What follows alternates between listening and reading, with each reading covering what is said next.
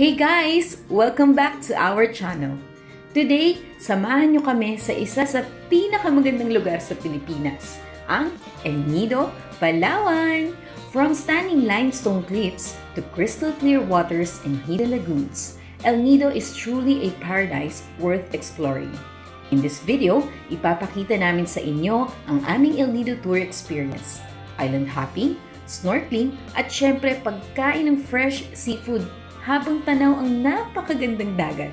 Kaya kung plano niyong pumunta sa El Nido soon, make sure to watch till the end of this vlog dahil may mga tips din kami para sa budget, itinerary, at best time to visit. Tara, let's explore El Nido together!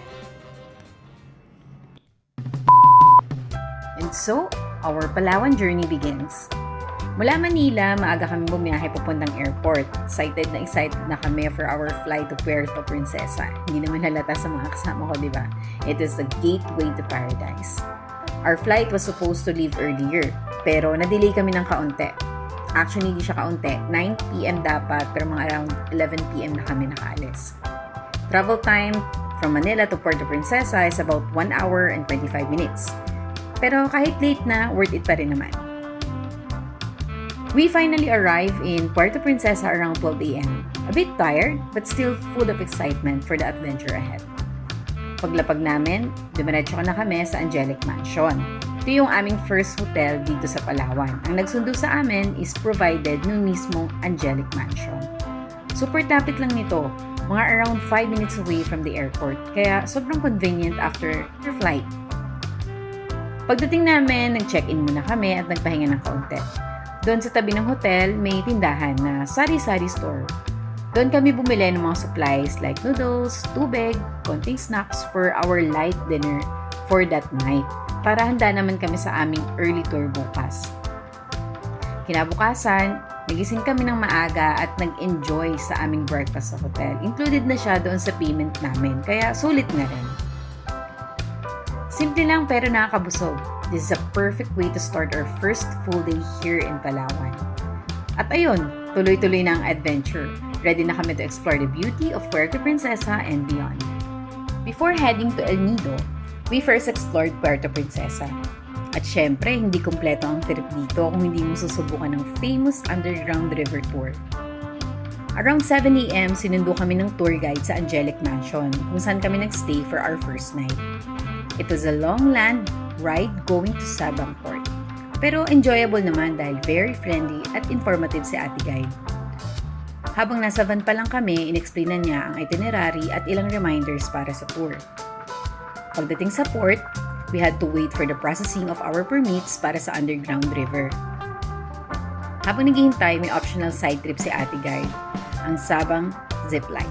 Mga 10 to 15 minutes drive lang mula sa port. Syempre, game kami. Pagdating doon, kailangan pa namin maglakad sa tabi ng beach at mag-trek paakyat for around 5 to 10 minutes bago makarating sa summit. Yung activity, 600 per head. At habang nasa taas ka, hintayin mo lang yung turn mo. The stop will help you wear your safety gear and you can choose solo or tandem ride. Pagdating sa dulo, may guide din na tutulong mag-alis ng gear. At syempre, may photographer na kukuha ng shots habang nasa zipline ka. You can choose if bibili ka ng photos.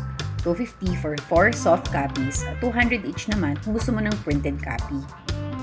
After the zipline, since almost lunchtime na, tinanong kami ni Ate Guide kung gusto namin mag-lunch muna or diretso na sa tour. We decided to take our free lunch para makapagpahinga rin after the activity. Buffet style yung lunch, mostly Filipino dishes, simple pero masarap. The restaurant also offered us to try their famous tamilok, isa sa mga delicacies ng Palawan. Para sa hindi pa nakakakilala, yung tamilok ay parang woodworm or mollusk na makikita sa loob ng mangrove trees. Itsura niya parang mahaba at malambot na oyster at kadalasan kinakain ng raw with suka or vinegar. It costs around 100 for 3 pieces. Sabi nga nila, don't say no till you try. Pagkatapos kumain, bumalik kami sa port para maghintay ng turn namin sa boat papunta sa underground river. Each small boat fits around 6 to 7 people kasama na yung guide. At ito na yung maghahatid sa isla kung saan makikita yung underground river, one of the new 7 wonders of nature. Medyo matagal din yung waiting time kasi limited lang yung pinapasok sa cave para hindi maistorbo yung mga bat. Habang nasa boat, pinalaan kami ng guide na mag-iingat sa mga monkey sa island kasi minsan nag-aagawan sila ng gamit kapag hindi mo binabantayan. At totoo nga, may isang monkey na muntik nang agawin yung bag namin kasi may nakasabit doon na naka-attract sa kanya.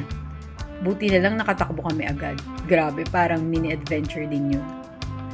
Mula doon, may konting lakad pa papunta sa entrance ng underground river at another round of waiting time. Medyo mahaba talaga yung hintayan. Halos 2 to 3 p.m. na kaya halos antukin na ako.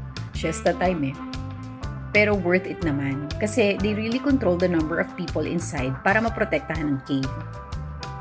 As guests, wala na kaming ibang gagawin kundi maghintay kasi si guide na ang bahala sa lahat.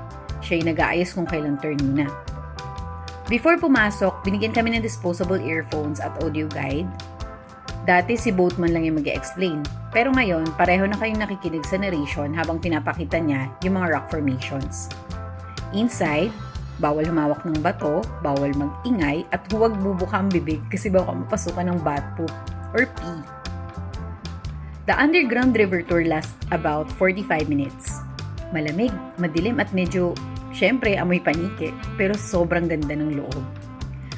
Sa dulo, pinatay pa ni Kuya Boatman yung ilaw for a few seconds para maranasan namin yung total darkness. As in, walang kahit anong liwanag. To be honest, halos antukin ako sa loob kasi ang lamig, tahimik, at may relaxing background music pa yung audio guide. After the tour, around 5 p.m. na at sinundo na kami ni Ate Guide papunta sa pick-up location kung saan kami sasalubungin ng van papunta sa El Nido. Mga 30 minutes ride from the underground river to the pick-up point. Akala nga namin makakapagpalit kami ng damit dun kasi nabasa rin kami nung nag-zipline. Kailangan kasi namin tumawid ng beach pabalik sa van. Pero walang changing area sa pick-up site kaya tip lang. Kung may same itinerary kayo, magpalit na kayo ng damit sa restaurant kung saan kayo nag-lunch.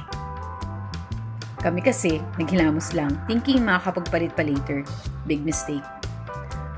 After that, another waiting time for the van. Marami ring nagre-reklamong turista, lalo na yung mga foreigners, kasi medyo mahaba talaga at bumpy ang biyahe papuntang El Nido. Mga around 6 to 7 hours by van. Kaya naman, we decided to get a private van, exclusive for the 6 of us. At tama talaga yung desisyon namin. Kasi kahit zigzag at tagtagandaan, at least may space kami, hindi siksikan, at mas komportable yung ride namin. Habang bumabiyahe, we just enjoy the music, kwentuhan at ang sunset view ng Palawan. Mga around 7 p.m., nag-stop over kami sa Rojas para mag-dinner. Buti na lang, may available toilet dun. Perfect na para makapag-refresh kami. Ang price ng food ranges from 120 to 150. Simple lang but satisfying after a long day. Honestly, sobrang pagod ko na kaya hindi na ako nakapag-picture or video. After nung dinner, tuloy ang biyahe papuntang El Nido at nakarating kami sa La Soledad Guest House around 9:45. In total, 5 hours lang ang biyahe namin, mas maikli kaysa sa expected. Pero totoo, zigzag talaga ang daan. Pagdating sa hotel, sila rin yung mag-handle ng El Nido Island tours namin kinabukasan. After a quick briefing ng house rules at tour reminders, we finally got to rest and prepare for our island hopping tomorrow. And that wraps up our Puerto Princesa to El Nido journey. See you in my next vlog, our El Nido Island hopping tour, where I'll share our full experience exploring the stunning islands of Palawan. Don't forget to like, share, and subscribe. Bye-bye! Thank you for watching. Subscribe for more videos. Click nyo na yan! Click nyo na!